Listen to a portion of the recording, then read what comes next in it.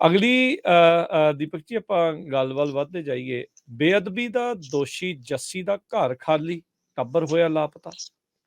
ਬਿਲਕੁਲ ਜੀ, ਇਹਦੇ ਵਿੱਚ ਕੋਈ ਸ਼ੱਕ ਨਹੀਂ। ਅਸੀਂ ਕੱਲ ਵੀ ਇਸ ਮਸਲੇ ਤੇ ਗੱਲ ਕਰ ਰਹੇ ਸੀ ਕਿ ਜਸਵੀਰ ਜੱਸੀ ਜਿਹੜਾ ਬੇਅਦਬੀ ਕਾਂਡ ਦੇ ਵਿੱਚ ਮਤਲਬ ਕਿ ਜੇਲ੍ਹ 'ਚ ਸੀਗਾ ਤੇ ਕਹਿੰਦੇ ਜੀ ਦਰਦ ਉੱਠਿਆ ਤੇ ਉਹਨੂੰ ਜੀ ਮਾਨਸਾ ਹਸਪਤਾਲ ਲੈ ਗਏ ਜੀ ਤੇ ਉੱਥੇ ਕਹਿੰਦੇ ਜੀ ਉਹਦੀ ਮੌਤ ਹੋ ਗਈ।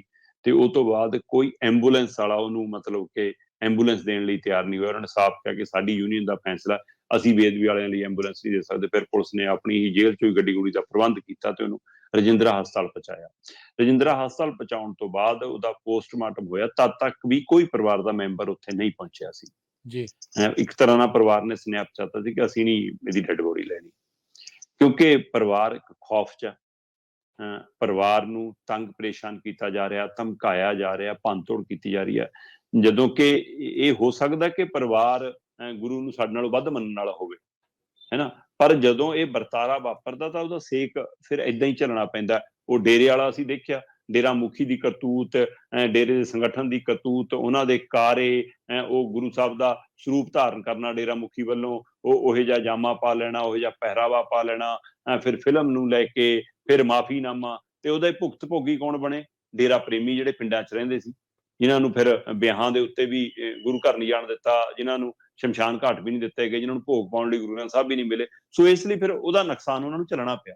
ਉਸੇ ਤਰ੍ਹਾਂ ਇਹ ਵਰਤਾਰਾ ਕਿ ਜਸਵੀਰ ਜੱਸੀ ਦੇ ਜੋ ਇਹ ਘਟੀਆ ਕਰਤੂਤ ਕੀਤੀ, ਜਿਹੜੀ ਬੇਅਦਬੀ ਦਾ ਕਾਰਾ ਕੀਤਾ, ਉਹਦਾ ਹੁਣ ਉਹ ਪਰਿਵਾਰ ਨੂੰ ਵੀ ਭੋਗਣਾ ਪੈ ਰਿਹਾ। ਇਸ ਲਈ ਪਰਿਵਾਰ ਚਾਹੇ ਤਾਂ ਇਸ ਗੱਲੋਂ ਕਿ ਇਹਨੇ ਗੁਨਾਹ ਕੀਤਾ, ਚਾਹੇ ਉਹ ਖੌਫ ਜਾਣਾ, ਇਸ ਕਾਰਨ ਉਹਨਾਂ ਨੇ ਲਾਸ਼ ਲੈਣੋਂ ਇਨਕਾਰ ਕਰ ਦਿੱਤਾ।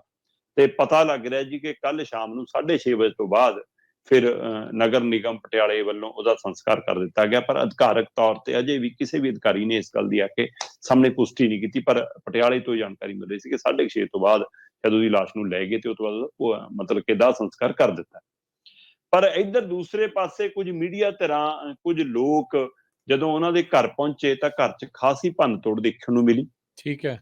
ਗੇਟ ਖੁੱਲੇ ਮਿਲੇ, ਹੈਨਾ, ਕਮਰਿਆਂ ਦੇ ਦਰਵਾਜ਼ੇ ਟੁੱਟੇ ਹੋਏ ਮਿਲੇ, ਸੋਫੇ ਦੇ ਉੱਤੇ ਕੁੱਤੇ ਬੈਠੇ ਮਿਲੇ ਤੇ ਘਰ ਦੇ ਜੀਅ ਗਾਇਬ ਨੇ। ਤੇ ਪਰਿਵਾਰ ਦੇ ਜੀ ਹੈ ਨਹੀਂ ਗੇ ਤੇ ਪਿੰਡ ਵਾਲੇ ਕੁਝ ਬੋਲਣ ਨੂੰ ਤਿਆਰ ਨਹੀਂ। ਇੱਕ ਦੋ ਬੰਦਿਆਂ ਨੇ ਕਿਹਾ ਵੀ ਕਿ ਬਾਈ ਜੀ ਨਾਮ ਨਾ ਛਾਪਿਓ, ਤੁਹਾਨੂੰ ਦੱਸ ਦਿੰਦੇ ਆ ਕਿ ਉਹ ਕਹਿੰਦੇ ਜੀ ਕਿ ਸਾਨੂੰ ਮਾਰਨ ਦੀਆਂ ਧਮਕੀਆਂ ਮਿਲ ਰਹੀਆਂ, ਸਾਡੇ ਘਰ ਤੇ ਆ ਕੇ ਹਮਲੇ ਹੁੰਦੇ ਨੇ, ਕਦੇ ਕੋਈ ਆ ਜਾਂਦਾ, ਕਦੇ ਕਿੰਨੇ ਜਣੇ ਆ ਜਾਂਦੇ ਨੇ। ਇਸ ਲਈ ਉਹ ਲੁਕ ਕੇ ਆਪਣੀ ਦਿਨ ਕੱਟੀ ਕਰ ਰਹੇ ਨੇ ਅਜੇ।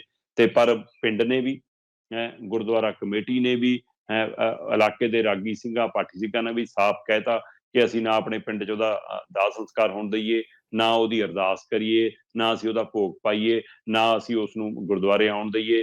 ਇਸ ਲਈ ਅਜਿਹਾ ਉਹਦੇ ਨਾਂ ਤੇ ਕੁਛ ਨਹੀਂ ਹੋਣ ਦਿਆਂਗੇ। ਤੇ ਇਸ ਲਈ ਹੁਣ ਪਰਿਵਾਰ ਆਪਣਾ ਘਰ ਖਾਲੀ ਕਰਕੇ ਕਿਤੇ ਸ਼ਰਨ ਲੈ ਕੇ ਲੁੱਕ ਕੇ ਬੈਠਾ ਤੇ ਉਹਦੀ ਲਾਸ਼ ਲੈਣ ਵੀ ਨਹੀਂ ਗਿਆ। ਤੇ ਉਹਦੇ ਲਾਸ਼ ਦਾ ਕਹਿੰਦੇ ਅੰਤਮ ਸੰਸਕਾਰ ਪਟਿਆਲੇ 'ਚ ਕਰ ਦਿੱਤਾ ਜੀ। ਜੀ। ਅਗਲੀ